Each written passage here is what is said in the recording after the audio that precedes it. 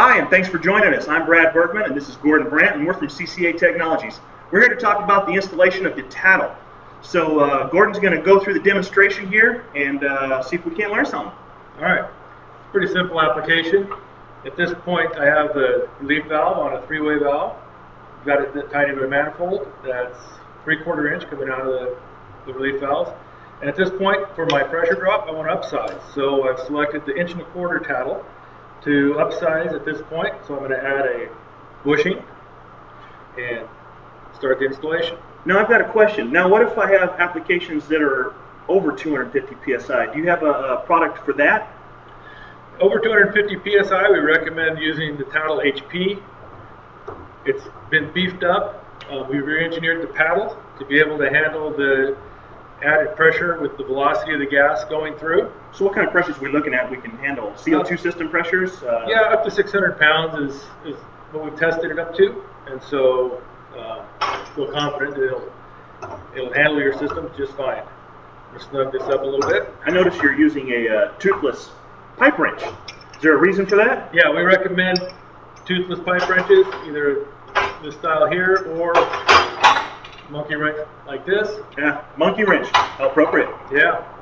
So it keeps from damaging the finish on the aluminum. Because they are pretty when they come right out of the box. Yeah, we don't want to mess them up. We don't want to mess them up. And so it just helps to keep down on the damage to them. So you said that you upsized here.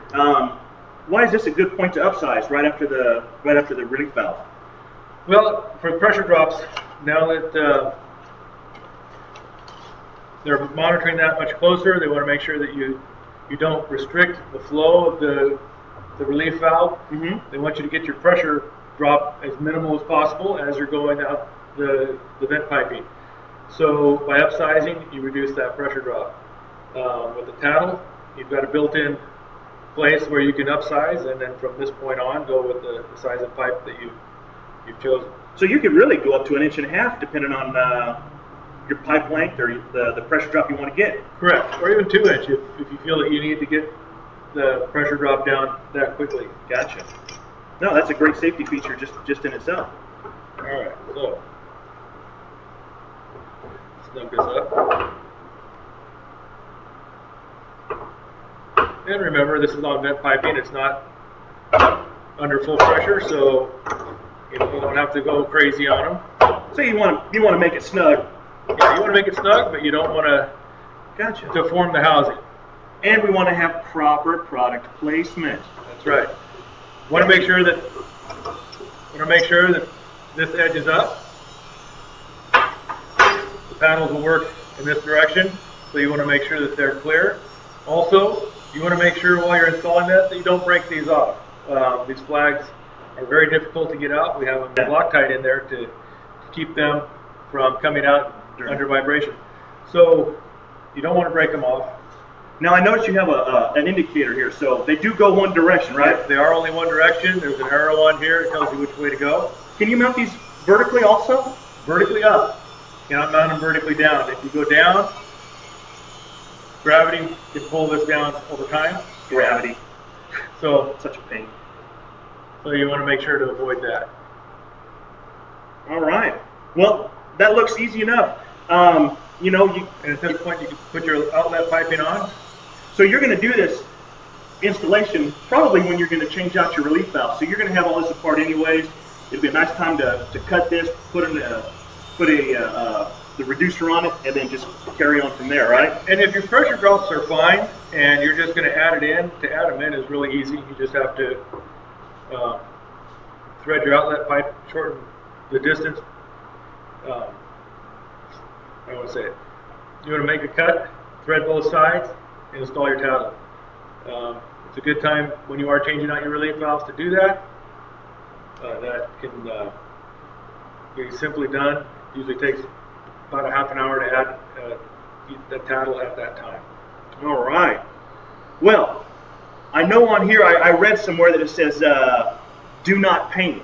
That sounds pretty important because you wrote it right there. So what's the reason? The reason I want you to paint it is I've seen how painting is done, and it would completely coat these arms and make them stuck, and it wouldn't allow for free movement. So And that causes problems, doesn't it? That causes a lot of problems. Gotcha. So we want to make sure that these arms move freely. We don't want to restrict the release in any way. So basically, that's the installation of a tattle. Very straightforward. That's it. Not much to it. Now, if you live in one of those states that has that inclement weather, Freezing rain, hail, I think God really hates those states because I've seen baseballs come out of the sky. It just doesn't look appeasing. No. What do we have to protect the tattle in that kind of inclement weather? Well, we have the Tattle Shack, and it's just a... I like that name. I like that name, the Tattle Shack. I wonder who came up with that. I don't know, Brad. Must have been a genius. It just slips on. It's got to be, pardon me, because it's easy to install and That's right. like take off. So it protects the arm. Oh yeah, so you can still see the... You can still see the arms if they're lifted. Gotcha. And it's easy to unclip to reset it. Reset it. There you go. So very good for where you're worried about snow, freezing rain, Hail. anything that could impede the movement of the arms. All right. Well, tune into our other informational videos, and we're going to talk about the annual maintenance of the tattle, and we're going to talk about the all-new e-tattle for those of you who really want to know when you've had a release. Thanks again for watching. I'm Brad. This is Gordon. We're with CCA Technologies. If you have any other questions, please feel free to call us here at the office. Our number is 559-591-8874.